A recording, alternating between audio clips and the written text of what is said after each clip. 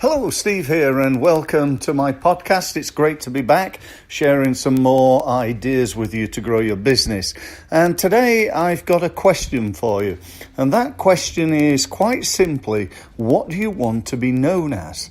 What do you want to be known as a business or as a product, if you've got products, which I'm sure you have, or as a person? And I'm going to look at it from a business point of view. So what do you want your business to be known as? Now, okay, you could say, well, we're an accountant, we're a landscape gardener, we're a hotel, we're a whatever.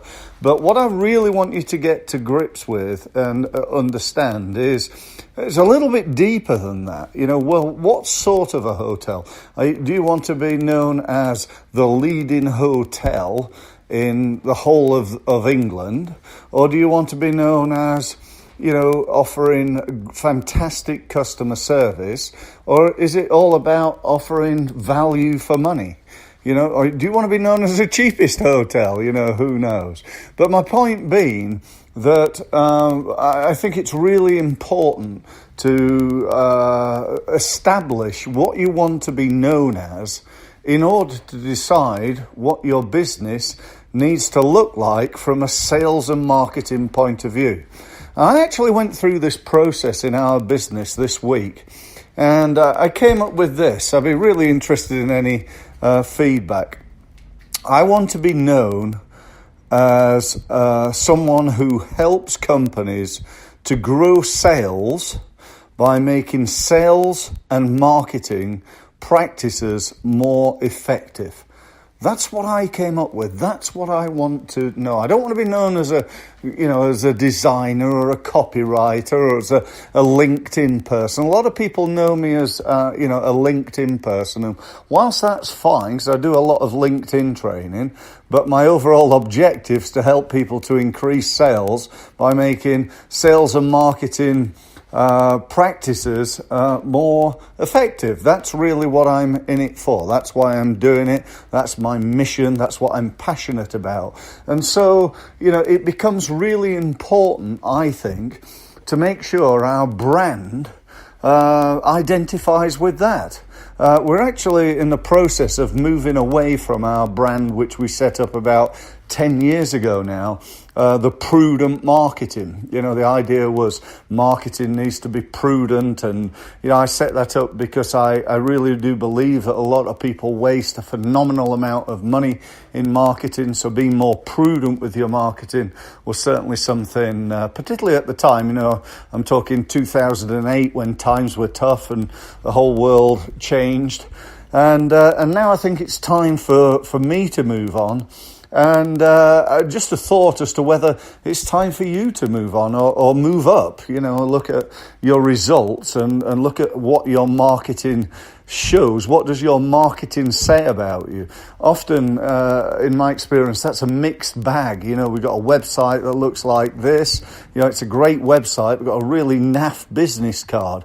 Or, your marketing materials are not up to scratch. And I think it's now is a good time to be looking at all that and identifying, firstly, what do you want to be known for? What do you want your business to be known for? And then make sure that everything in your business falls in line with that. If it's all about customer service, quality of knowledge, whatever it is, make sure that everything that you do falls in line. Because, we often, I think, in business, we say, well, we're the leading firm of solicitors in Berkshire.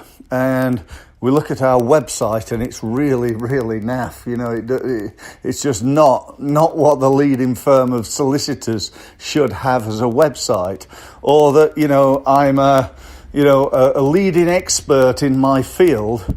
And, when you actually look at my business card, it's horrible and dirty and cheap, and I've got it done on the motorway services. It just doesn't fit. And we've got to make sure, I believe, that we consistently deliver our message. That's one of the keys, I think, in marketing, to consistently deliver the message so that everything about my marketing, whether it's my business card, my leaflets, my brochures, my emails, my advertising campaigns, my website, my marketing literature, stands at exhibitions, you name it, is all really at the same. It doesn't have to be the best, doesn't have to be the most expensive. Depends on what you're trying to what you want to be, what you want to be known for.